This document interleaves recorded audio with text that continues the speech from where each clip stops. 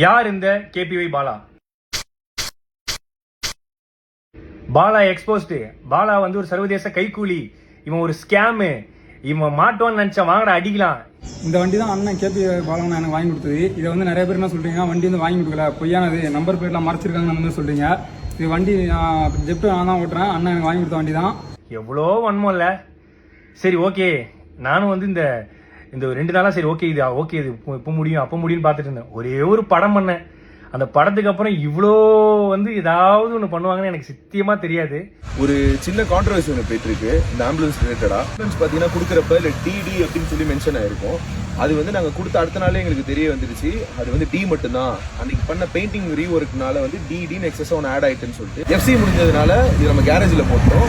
அதுக்கு ரீப்ளேஸ்மெண்ட்டாக ஆம்புலன்ஸ் நம்ம கொடுத்து அது பயன்பாட்டில் இருந்துட்டு தான் இருக்கு மக்களுக்கு. அதில் எந்த விதமான பிரச்சனையும் எதுவுமே கிடையாது. ஸோ இந்த ஆம்புலன்ஸ்னால எவ்வளோ குழந்தைங்க பிறந்தாங்க, எவ்வளோ பேர் உபயோகம் அடைஞ்சாங்க, எவ்வளோ உதவி பண்ணுச்சுங்கிறத பற்றி யாருமே பேசவே இல்லை.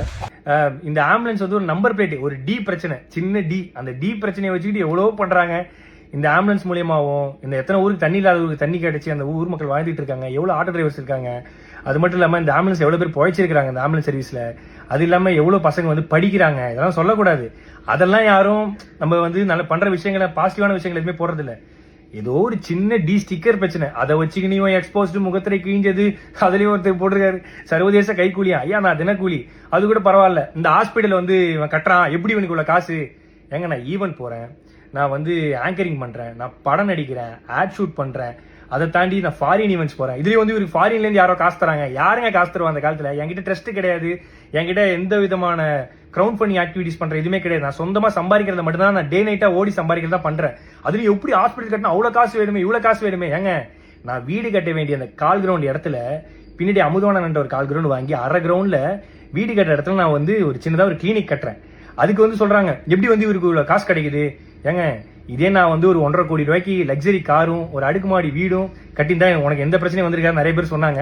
பட் அந்த அடுக்குமாடி வீடுக்கு பதிலா அந்த ஹாஸ்பிட்டலும் இந்த லக்ஸரி காருக்கு பதிலாக ஆம்புலன்ஸ் வாங்கணும்னு நினைச்ச ஒரு விஷயத்தினால இவ்வளோ பிரச்சனை வருது. இப்போ கூட நான் வந்து எதுக்கு இந்த வீடியோ போடுறேன்னா, சரி ஓகே நேற்று இது முடிஞ்சிடும் நினைச்சேன்.